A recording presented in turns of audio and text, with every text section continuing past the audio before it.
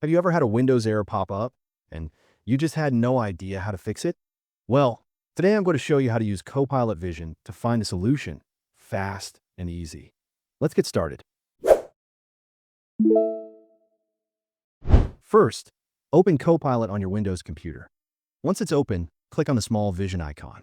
A new window will appear, giving you the option to share your entire screen or just one app.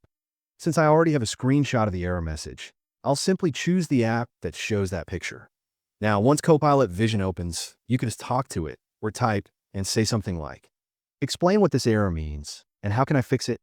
And that's it. Copilot will read the message on your screen, analyze it, and tell you exactly what the problem is and how to solve it.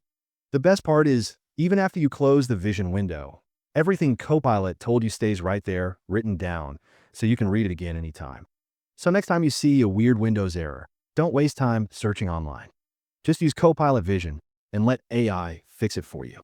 If you found these tips helpful, don't forget to give this video a thumbs up, subscribe for more tech tips, and hit the notification bell so you never miss an update. Thanks for watching, and I'll see you in the next one.